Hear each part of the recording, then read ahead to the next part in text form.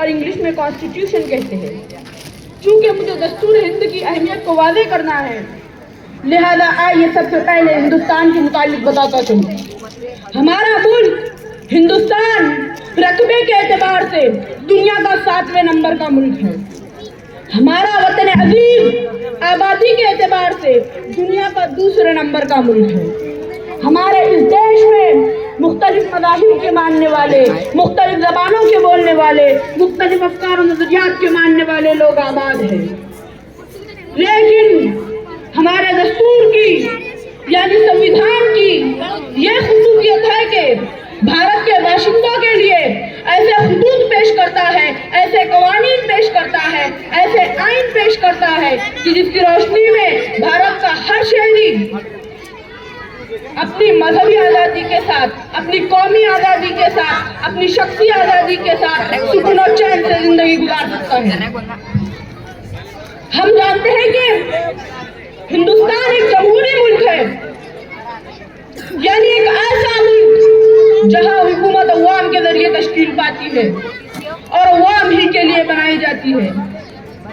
दस्तूर हिंद ने भारत के हर शहरी को जिसकी उम्र 18 साल हो जाए उसे वोट देने का हक दिया है, और उसी वोट के हक से एक आम शख्स भी हुकूमत को बनाने में बराबर का शरीक होता है। दस्तूर हिंद की अहमियत की बेहतरीन मिसाल कि एक आम शख्स को भी सिर्फ एक ही वोट देने का हक हासिल है, तो एक प्राइम मिनिस्टर और सदर जमहूरिया को भी सिर्फ एक ही वोट देने का हक हासिल है।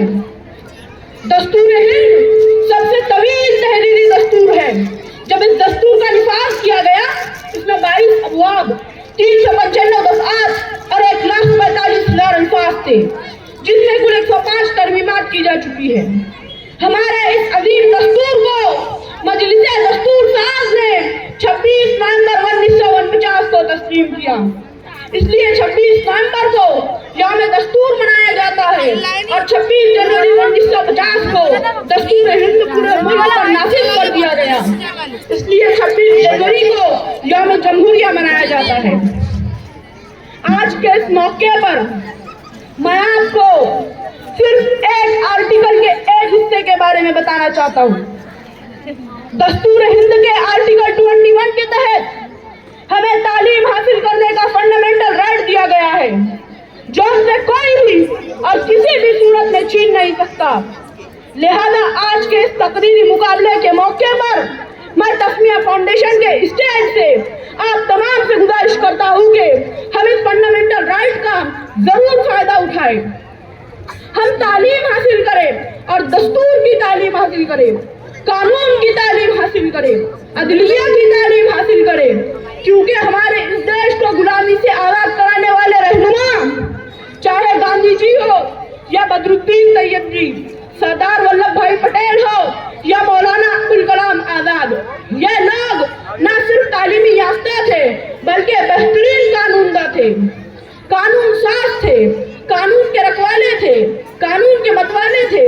जहां आज के इस दौर में हमारे लिए मेडिकल साइंस और टेक्नोलॉजी की तालीम हासिल करना जरूरी है, वही हमें दस्तूर की तालीम हासिल करना जरूरी है, कानून की तालीम हासिल करना जरूरी है, ताकि हम हमारे इस दस्तूर का तहफ़्फ़ुज़ करने वाले बन जाए। याद रखो, हम रहती दुनिया तक इस दस्तूर का तहफ़्फ़ुज़ करेंगे और इज्जत और वक़ार से जिंदगी गुजारेंगे। अब आइए मैं अपनी तकरीर का इख्तिताम इन मौज़ूआत पर करना चाहता हूँ कि दस्तूर हिंद ने भारत को समाजी, सेक्युलर और जमहूरी मुल्क बनाया है। लिहाजा हम सभी भारतीयों को दस्तूर हिंद पढ़ने की जरूरत है।